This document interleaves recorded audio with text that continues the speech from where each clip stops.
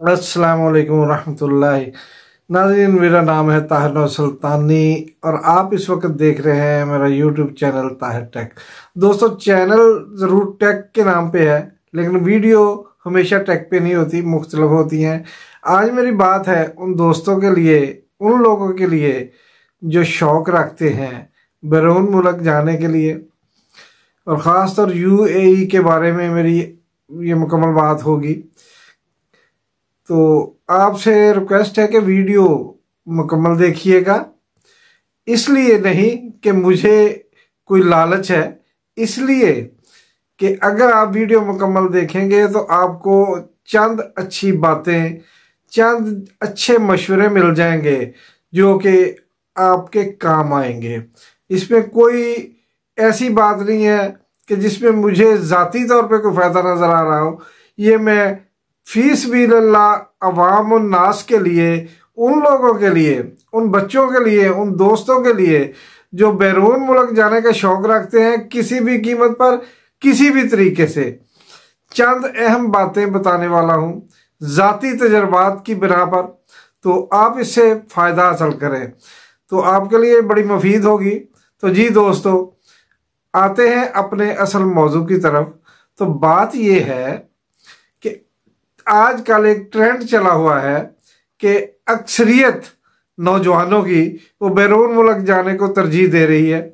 ठीक है, आपका राइट है, आपका हक है कि आप जहां भी जाना चाहें आप अपने बेहतर मुस्तकबिल के लिए जा सकते हैं, लेकिन बड़ा सोच के समझ के कदम उठाइएगा। क्योंकि नंबर एक, जब आप दुबई, अबू धाबी, शारजा यानी यूएई के जितनी रियासतें भी हैं, इनमें जाने के लिए विजिट वीज़ा अप्लाई करते हैं कि यार विजिट पे जाते हैं क्योंकि ये ट्रेंड चला हुआ है, तो वहाँ जाके जॉब देख लेंगे। तो दोस्तों, उसमें बात ये है कि जो बंदा विजिट वीज़े के लिए अप्लाई करता है, आजकल जो रूटीन चल रही है, अभी तो जो वीडियो बन रही है, इन दिनों में भी उसके वीज़े बंद हैं, यूएई के वर्क परमिट खास तौर पे बंद है। तो आप जब अप्लाई करते हैं और किसी एजेंट के थ्रू करना पड़ता है, आप किसी ट्रैवल एजेंट के पास जाते हैं या आप किसी तरह भी अप्लाई करना चाहते हैं, तो जब आप अप्लाई करते हैं और एजेंट के थ्रू जब करते हैं, तो एजेंट क्या करता है कि वो आपसे कम से कम 65-67 हज़ार रुपया डिमांड करता है, जबकि सरकारी फीस वहाँ की जो है वो तकरीबन 40-45 हज़ार के राउंड अबाउट बनती है 2 महीने के वीज़े की, वन टाइम एंट्री की। तो आप जब उसको 60 या 65 हज़ार, 67 हज़ार दे देते हैं, तो वो क्या करता है कि आपका वीज़ा अप्लाई करता है, लेकिन अंदरूनी बात आपको नहीं बताता। होता क्या है कि जब वीज़ा अप्लाई किया जाता है तो बाज़ का ऐसा होता है कि किसी खामी या किसी वजह वो अगली रियासत जानती है कि क्यों रिजेक्ट हुआ, आपका वीज़ा रिजेक्ट हो जाता है। जब वीज़ा रिजेक्ट होता है तो ये एजेंट हजरात आपकी पूरी पेमेंट दबा जाते हैं, जी आपका वीज़ा रिजेक्ट हो गया। जब वीज़ा रिजेक्ट हुआ है तो 40-45 हज़ार रुपये जो आपकी वहाँ की ओरिजिनल फीस है वो गई, बाकी 25 या 27 हज़ार या 22 हज़ार जो भी राउंड अबाउट बनता है 20 से 25 के दरमियान, वो एजेंट खुद खा जाता है। ये आपके नॉलेज में होना चाहिए। तो दूसरा ट्रेंड ये चल रहा है कि आजकल अक्सर एजेंट आपको कहेंगे कि हम डन बेस पे आपका वीज़ा अप्लाई करते हैं। डन पे बेस पे वो 90 हज़ार, 95 हज़ार आपसे डिमांड करता है।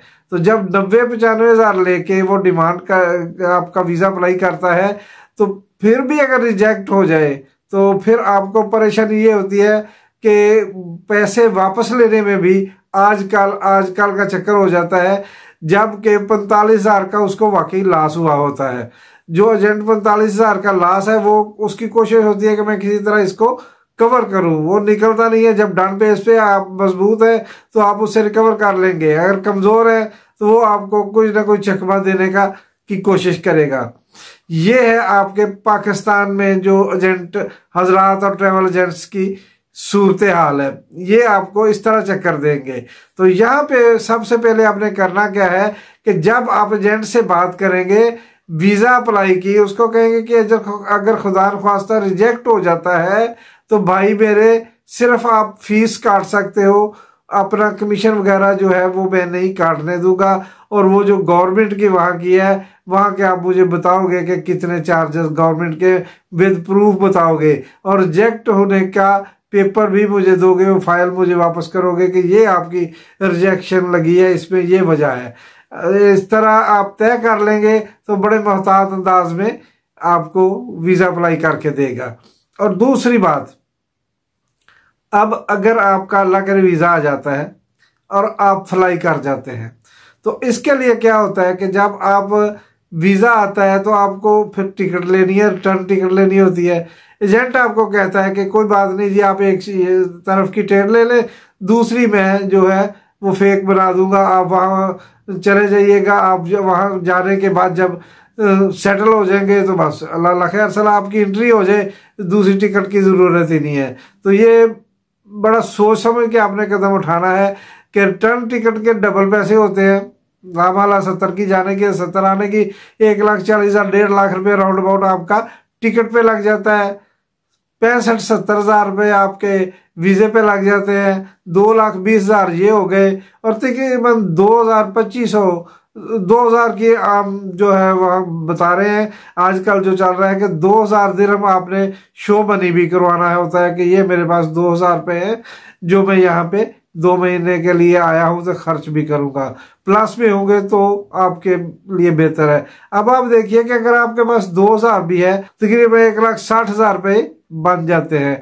तो जब 1,60,000 रुपये आपने साथ ये लेके जाने हैं, 2.25 लाख रुपये आपका टिकट और वीज़े का लग गया, ये तकरीबन 3,80,000 हो गए। तो जब आप जाने लगते हैं तो घर से तैयारी करते हैं, कुछ नए कपड़े, कुछ जूते, यार वहाँ जॉब करनी है, कुछ 6 महीने, साल 2 साल लग जाएंगे, फिर मैंने ये चीज़ें लेनी है, तो 30-40 हज़ार रुपये आपकी शॉपिंग पे भी लग जाता है। आप ये सारी तैयारी कर लेते हैं, आपको ये पता नहीं है कि आगे जाकर क्या होना है।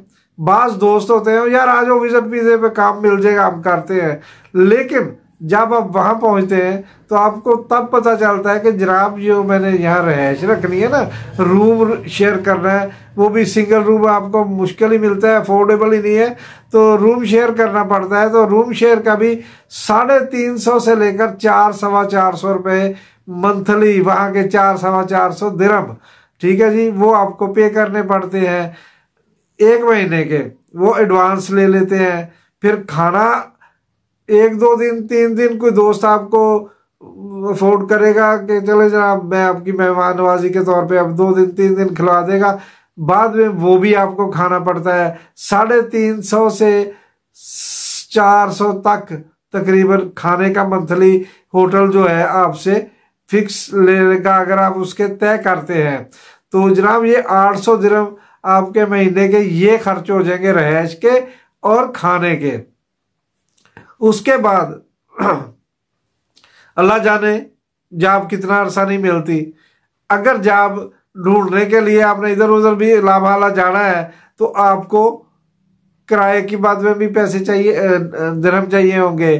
तो यूं कहिए कि आप कुछ भी नहीं करेंगे तो 1,000 दिरहम 1 महीने का और 1,000 दूसरे महीने का 2,000। अब आप जब आए थे तो आपके पास रिटर्न टिकट भी नहीं है, खुदा न खास्ता आपकी जॉब नहीं लग रही, 2 महीने पूरे होने वाले हैं, आपको वापस आना है तो आपके पास टिकट के पैसे नहीं है, 3.25-4 लाख तो रुपया आप खर्च कर चुके हैं, जॉब है नहीं। तो इसके लिए पहले से प्लानिंग कीजिए, अगले सोर्स देखिए, कहीं ना कहीं ऑनलाइन अप्लाईज पहले कर लीजिएगा। वहाँ का कोई नंबर अगर आपको मिल जाती है, सिम वगैरह, किसी दोस्त के पास कोई नंबर हो या वो आपको अपने नाम पे वो सिम निकलवा के दे देता है, तो आप उस नंबर पे जो आप सीवी वगैरह बनाएं वो नंबर शो करें, आपसे रब्ता वहाँ किया जाए, चांस ज़्यादा होंगे। और दूसरी अहम बात, जो सबसे बड़ी बात है कि जब आप जाते हैं तो बड़े आप ख्वाब देख रहे होते हैं कि वहाँ मुझे इतने की जॉब मिल जाएगी, इतने की मिल जाएगी, लेकिन बाज़ का होता है कि आपको 1,500, 2,000, 1,000 वाली जॉब भी मिलती है। तो आप कहते हैं नहीं यार इससे बेहतर ढूंढनी है मैंने, तो 2 महीने गुजर जाते हैं आपको बेहतर के चक्कर में, तो आपका वीज़े के टाइम खत्म हो जाता है। तब आप कहते हैं कि यार कोई लेबर ही मिल जाए, लेबर का काम ही कर लूं, वर्क परमिट मिल जाए। तो वर्क परमिट मुश्किल हो जाता है बंदे के लिए उस वक्त जब उसके वीजे की तारीख एंड हुई हो। तो बेहतर मशवरा ये है कि जब आप वहां इंटर हो जाएं और आपने करनी हो कोई जॉब, विजिट के लिए नहीं, आप जॉब के लिए गए हुए हैं विजिट पे, तो आपको जिस सैलरी पे भी मतलब मिनिमम वहां 1000, 1200, 1500 मिलती है, तो इनमें से कोई सैलरी भी आपको मिले तो आपने उसे एक्सेप्ट कर लेना है वर्क परमिट के साथ। विजिट वीजे पे आपने किसी के पास जॉब नहीं करनी। क्यों नहीं करनी? इसलिए कि आप वहां पे गैर कानूनी तौर पे मुलाजमत कर रहे हैं। विजिट पे आप जॉब नहीं कर सकते। जब आप विजिट पे जॉब करते हैं तो आपका आजर, जिसने आपको तनख्वाह देनी है या कोई दिहाड़ी देनी है, वो आपको प्रेशराइज करेगा। पूरी दिहाड़ी भी दे ना दे वो उसकी मर्जी पे डिपेंड करता है। आपको मजीद रगे दे, थोड़े पैसे दे, ये भी उसकी मर्जी पे डिपेंड करता है। तो हमेशा मोहतात होकर काम कीजिएगा। आप जाइए जरूर, लेकिन विदाउट हुनर, विदाउट बेहतर तालीम के आप ना जाइए। लेबर के शोबे में जाना है तो आप कभी भी ना जाइएगा। आपको पता है कि आजकल आपके वीजे क्यों बंद हो गए हैं? खास तौर ये पाकिस्तान के लिए है। पाकिस्तान के लिए यूएई ने फिलहाल वर्क परमिट वीजा बंद कर दिया है, बल्कि विजिट भी नहीं लग रही। तो वो इसलिए जनाब आला कि यहाँ हमारे पाकिस्तानी सपूत जिनके पास कोई हुनर नहीं है, कोई तालीम नहीं है, माली तौर पे बिल्कुल कमज़ोर होते हैं, किसी तरीके जाते हैं, जॉब नहीं मिलती तो वो भीख मांगना शुरू कर देते हैं, जबकि वहाँ पे भीख मांगना मना है। तो ये तरीका उन लोगों का वहां पे जाके है जिससे मुल्क की बदनामी भी होती है, खुद भी ख्वार होते हैं, और उन चंद लोगों की वजह से मुल्क के बहुत से लोगों को नुकसान हो रहा है जिनके वीजे नहीं लग रहे। तो मैं आपको खुसूसी तौर पे ये बताना चाहता हूं कि जो बातें मैंने बताई हैं इन पे अमल कीजिएगा और फिर बाहर जाए। यानी आपके पास बेहतर तालीम होनी चाहिए, डिग्री होल्डर हो अच्छे, जनाब कोई हुनर हो तो उससे बेहतर। इसके बगैर आप कभी भी विजिट पे भी ना जाइएगा। और विजिट पे जाना है तो ये चीज माइंड में फिट कर लें कि आपने वहां जाकर रूम भी अपना लेना है, आपने खाना भी अपना खाना है। कोई सगा आपका खूनी रिश्ता हो, सगा भाई हो, चचा हो, ताया हो, मैं भी आपको एक्सेप्ट करे, लेकिन दोस्त है बाप ज्यादा लंबा अरसा, हफ्ता 10 दिन से, क्योंकि वहां भी महंगाई है जे इसी तरह ही। तो वो हर बंदा अपनी मजदूरी के चक्कर में होता है। तो आपने अपने आप को सेफ एंड साउंड रखने के लिए हर तरह से सोचना समझना है, फिर वीजे की कोशिश करनी है। तो ये हुआ आपके लिए दुबई यानी यूएई के मामलात के मशवरे, और मेरा ख्याल है आपको ये बातें यकीनन अच्छी लगी होगी। अगर बातें अच्छी लगी हो तो एक मोहतात तरीके से मैं बता रहा हूं कि महजब तरीके से, यानी कि आपने कमेंट करना है। घटिया लैंग्वेज बताकर आप मेरा कुछ नहीं बिगाड़ेंगे जनाब। आप अपनी असलियत बताते हैं कि हमारी तरबियत वालिदैन ने ऐसी की है।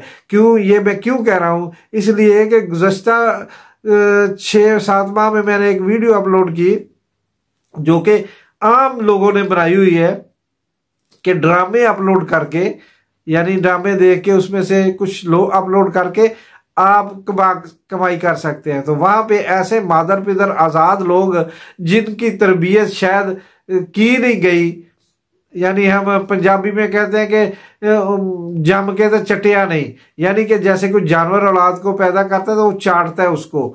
तो इन माओं ने या वालिदैन ने अपनी औलाद की तरबियत नहीं की। वो मेरा ख्याल है खुद उनको कलमा भी नहीं आता होगा। कोई दाढ़ी पे एतराज कर रहा है, कोई टोपी पे कर रहा है, कोई वीडियो इसलिए कि ये आप दाढ़ी रख के ड्रामों की बात बता रहे हैं।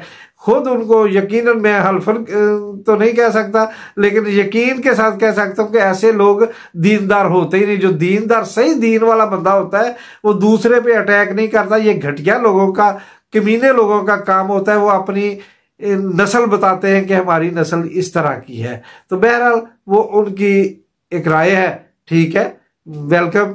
वो अपना पता बताते रहे, हम अपना काम करते रहेंगे, हमें ऐसे लोगों से कुछ लेना देना नहीं है।